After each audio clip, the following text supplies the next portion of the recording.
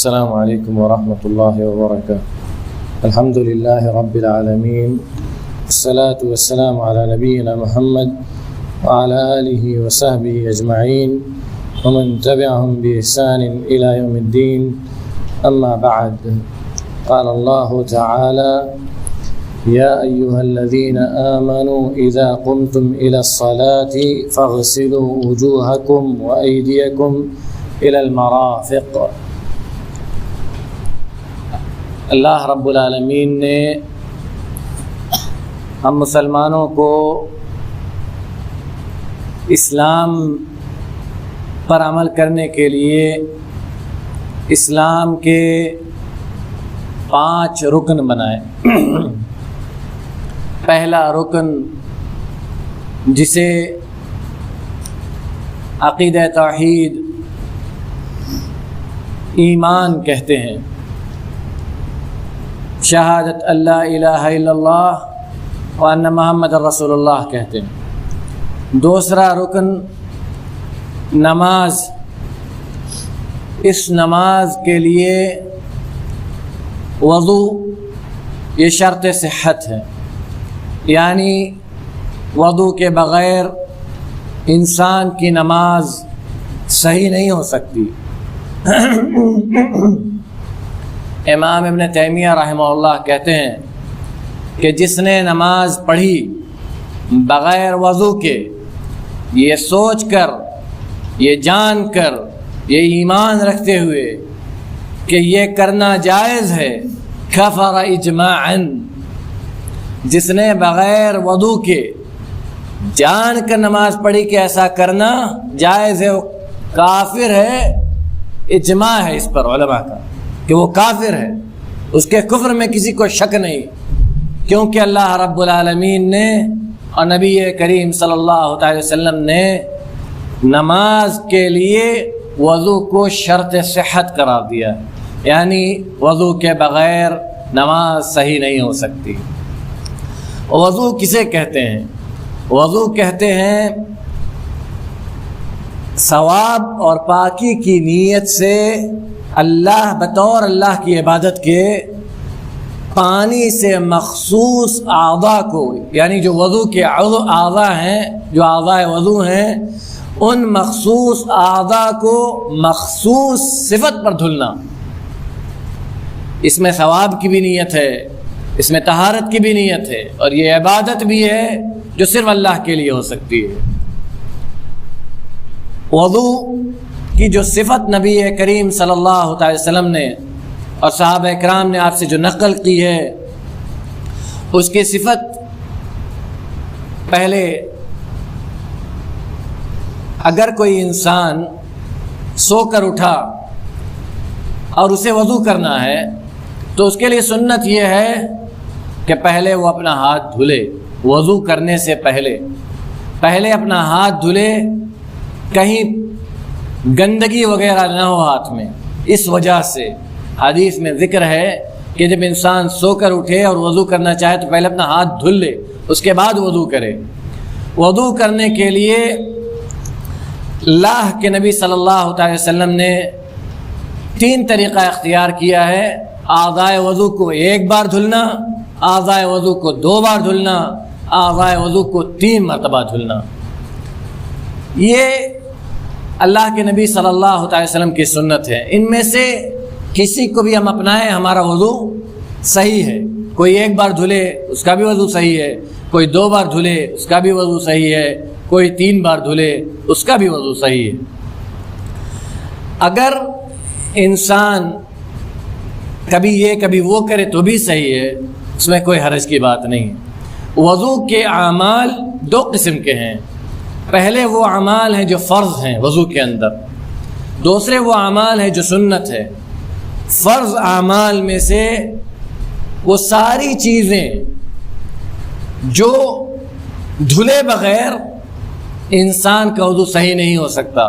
Number 1 چہرے کا دھلنا، ناک اور منہ میں پانی ڈالنا، کلی اور ناک میں پانی ڈال کے ناک کو صاف کرنا، ہاتھ کو کیونی تک دھلنا، سر کا اور کان کا مسح کرنا، پیر کو گھٹنیوں تک دھلنا اور ان ساری چیزوں کے اندر ترتیب پر عمل کرنا یہ بھی فرض ہے، اور ان چیزوں کو یکے بعد دیگرے دھلتے رہنا، بیچ میں یعنی کوئی ایسے کرے کہ ہاتھ دھلے پھر جائے 15-20 منٹ بعد ادھر ادھر سے ٹہل کے آئے، پھر کلی کرے، پھر آئے 10-15 منٹ کے بعد منہ دھلے، تو یہ کرنا ممنوع ہے، بلکہ یکے بعد دیگرے دھلنا بھی وضو کے فرائض میں سے ہے۔ اور وہ چیزیں جو کرنا سنت ہے، جیسے مسواک ہے وضو کے پہلے، مسواک کرنا، وضو کرنے سے پہلے یعنی چہرہ دھلنے سے پہلے ناک اور منہ کلی کرنا اور ناک کو دھلنا، ناک میں پانی ڈال کے، یہ سنت ہے۔ ایسے ہی ہاتھ میں خلال کرنا، داڑھی میں خلال کرنا اور داہنی طرف سے شروع کرنا وغیرہ، یہ ساری سنتیں ہیں۔ اگر کوئی کبھی بھول کر اس کے خلاف کر لیتا ہے تو اس کا وضو ہو جائے گا، اس کو وضو دہرانے کی ضرورت نہیں ہے، لیکن افضل ہے جو طریقہ نبی کریم صلی اللہ علیہ وسلم نے بتلایا ہے۔ وضو کے بغیر اللہ رب العالمین نماز کو قبول نہیں کرتا۔ اللہ کے نبی صلی اللہ علیہ وسلم فرمایا لا يقبل اللہ صلاۃ احدکم اذا احدث حتی یتوضا، کہ اللہ رب العالمین اس انسان کی نماز کو قبول نہیں کرتا کہ جب وہ ناپاک ہو جائے تو وضو نہ کرے۔ جب تک وضو نہیں کرے گا اس کی نماز کو قبول اللہ رب العالمین نہیں کرے گا، اور نماز بغیر وضو کے پڑھنا ممنوع ہے۔ وضو کی جو صفت ہے، نبی کریم صلی اللہ علیہ وسلم نے جو صفت بتلائی ہے، پہلے ہاتھ کو دھلنا، کلائی تک پہلے دائیں ہاتھ کو دھلنا، پھر بائیں ہاتھ کو دھلنا، پھر منہ میں پانی، ایک دیکھیے کلی اور ناک میں پانی ڈالنے میں جو افضل ہے وہ یہ کہ ایک کلی آدمی پانی لے، ایک چلو پانی لے، آدھی سے کلی کرے اور آدھا ناک میں ڈال کر ناک کو صاف کرے، یہ افضل ہے۔ اور اسے کہتے ہیں واصل، یعنی ملا کر کرنا، آدھے چلو پانی سے منہ میں ڈال کر کلی کرنا اور اسی بچے ہوئے آدھے چلو سے ناک میں ڈال کر ناک کو صاف کرنا، اسے کہتے ہیں وصل، یعنی ملا کر کام کرنا، اور یہ افضل ہے۔ فصل یعنی دونوں کو الگ الگ کرنا یہ بھی جائز ہے، لیکن افضل وصل ہے۔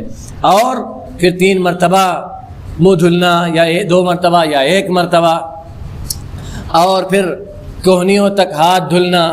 کوہنیوں تک ہاتھ دھلنے میں ایک بات کا خیال رکھنا ہے کہ ہماری ہتھیلی بھی دھلنی ہے۔ بہت لوگ ہتھیلی دھلنے کا اہتمام نہیں کرتے، جب مرفقین یعنی کوہنیوں تک ہاتھ دھلتے ہیں تو بس ہاتھ میں پانی لیے اور اوپر سرکائے اور یہاں تک ہاتھ دھلا، اور ہتھیلیوں کے دھلنے کا اہتمام نہیں کیا۔ ہتھیلی ہاتھ کے اندر داخل ہے، جس نے ہاتھ کی ہتھیلی نہیں دھلی اس کا وضو مکمل نہیں ہوا۔ اس کے بعد سر کا مسح کرنا، یہ 1 مرتبہ ہے۔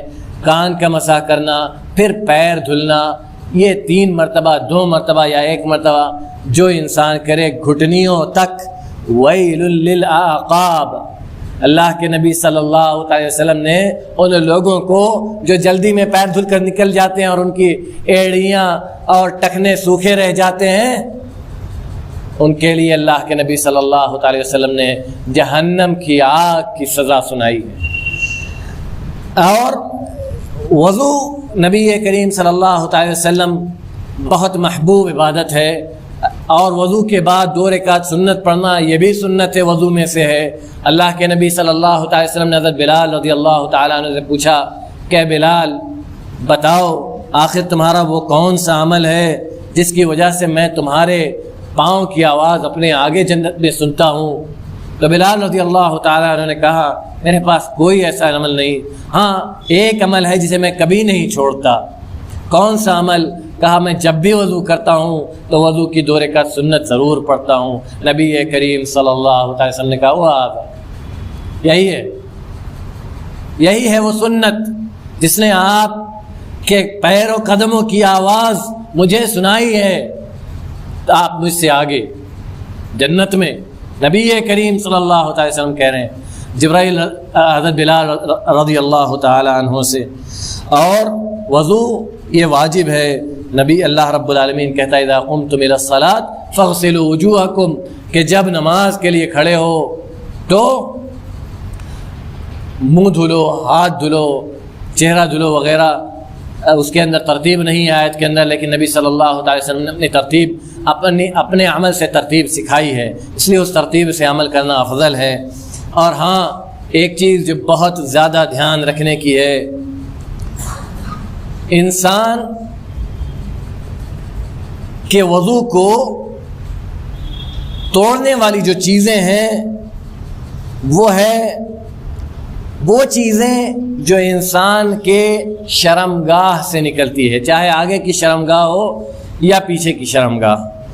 اس کے علاوہ عقل ہے، اگر کہ کوئی پاگل ہو جاتا ہے تو اس کا وضو ناقض ہو جائے گا، اس کا وضو ٹوٹ جائے گا، یا بے ہوش ہو جائے، یا اس کو نشہ چڑھ جائے وغیرہ ذالک، یا سو جائے گہری نیند میں تو اس کا وضو ٹوٹ جائے گا۔ اور ایسے ہی شرمگاہ میں ہاتھ لگا لے لیکن بغیر کپڑے کے تو وضو ٹوٹے گا، بغیر کپڑے کے۔ اگر کوئی شرمگاہ میں ہاتھ لگاتا ہے بغیر کپڑے کے تو اس کا وضو ٹوٹ جائے گا۔ اور ایسے ہی ہر یعنی ناپاکی اکبر کبیر بڑی ناپاکی جسے کہتے ہیں، جیسے جنابت ہے، حیض ہے، نفاس ہے، ان ساری چیزوں سے بھی وضو ٹوٹ جاتا ہے۔ یہاں ایک چیز بڑی وضاحت کے ساتھ لوگوں کو دھیان رکھنا ہوگا کہ اللہ رب العالمین کہتا ہے لا یمسہ الا المطہرون۔ قرآن کے سلسلے میں اللہ رب العالمین کہتا ہے کہ قرآن کو صرف پاک انسان چھو سکتا ہے، صرف پاک انسان۔ اور جنبی، حائضہ اور وہ عورت جس کو نفاس ہو، یہ سب ناپاک عورتیں ہیں اور قرآن چھو نہیں سکتی۔